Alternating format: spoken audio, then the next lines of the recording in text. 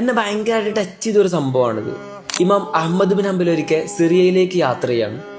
രാത്രിയായപ്പോൾ അദ്ദേഹം വളരെ ക്ഷീണിച്ചു പോയിരുന്നു, എവിടെയെങ്കിലും ഒന്ന് കിടക്കണം. അങ്ങനെയാണ് വഴിയിൽ കണ്ട ഒരു പള്ളിയിൽ അദ്ദേഹം കയറുന്നത്. സാധനങ്ങളൊക്കെ എടുത്ത് പള്ളിയുടെ ഒരു മൂലയിൽ പോയി കിടക്കാൻ നിൽക്കുമ്പോഴാണ് പള്ളിയുടെ കാവൽക്കാരൻ വന്നിട്ട് അദ്ദേഹത്തോട് ദേഷ്യപ്പെടുന്നത്. ഇവിടെ കിടക്കാൻ പറ്റില്ല, നിങ്ങൾ ഇറങ്ങിപ്പോകണം എന്ന് പറഞ്ഞിട്ട്. അക്കാലത്ത് ലോകത്തിലെ ഏറ്റവും വലിയ പണ്ഡിതനായ ഇമാം അഹമ്മദ് ബിൻ ഹംബലിനെ ആ കാവൽക്കാരൻ തിരിച്ചറിഞ്ഞിരുന്നില്ല. അങ്ങനെ അദ്ദേഹം സാധനങ്ങളൊക്കെ എടുത്തു വന്ന് പള്ളിയുടെ പുറത്തുള്ളൊരു സ്റ്റെപ്പിൽ പോയി കിടന്നു. അദ്ദേഹം വീണ്ടും ഇത് കണ്ടു. അദ്ദേഹം വന്നിട്ട് ആ സാധനങ്ങളൊക്കെ കാലുകൊണ്ട് തട്ടിത്തെറിപ്പിച്ചിട്ടിട്ട് ദേഷ്യപ്പെടുകയാണ്, നിങ്ങൾ ഇവിടുന്ന് ഇറങ്ങിപ്പോകണമെന്ന് പറഞ്ഞിട്ട്.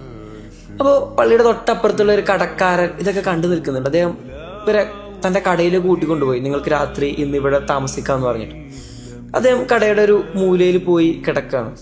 കടക്കാരൻ തൻ്റെ കടയിൽ നാളത്തേക്ക് ആവശ്യമായ റൊട്ടി പാചകം ചെയ്യാം. പക്ഷെ അപ്പോഴൊക്കെ അദ്ദേഹം ഇങ്ങനെ ഇസ്തിഗ്ഫാർ ചൊല്ലിക്കൊണ്ടിരിക്കുന്നുണ്ട്. ഒരുപാട് നേരം ഇതിങ്ങനെ തുടർന്നു പോയപ്പോൾ ഇമാമ് ചെന്നിട്ട് അദ്ദേഹത്തോട് ചോദിക്കുന്നുണ്ട്, നിങ്ങൾ ഇത് എത്ര കാലമായി തുടങ്ങിയിട്ട്? അദ്ദേഹം പറഞ്ഞു, ഞാൻ ഒരുപാട് കാലമായി ഞാൻ എന്ത് പണി ചെയ്യുമ്പോൾ ഇങ്ങനെ ഇസ്തിഗ്ഫാർ ചൊല്ലിക്കൊണ്ടിരിക്കും.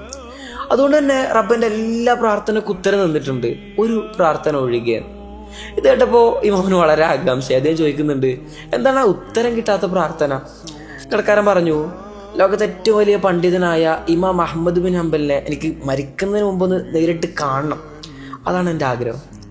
ഇത് കേട്ടതും ഇമാം അഹമ്മദ് ബിൻ ഹംബൽ തങ്ങൾ അവിടെ ഇരുന്നിട്ട് കരഞ്ഞു പോവാണ്. അദ്ദേഹം പറയുന്നുണ്ട്, നിങ്ങളുടെ പ്രാർത്ഥനയ്ക്ക് ഉത്തരം തരാൻ വേണ്ടിയിട്ടാണ് അള്ളാഹു ഈ പാതിരാത്രിയിൽ പുറംകാലുകൊണ്ട് തട്ടിത്തെറിപ്പിച്ച് എന്നെ ഇവിടെ എത്തിച്ചത്. ഞാനാണ് ഇമാം അഹമ്മദ് ബിൻ ഹംബൽ.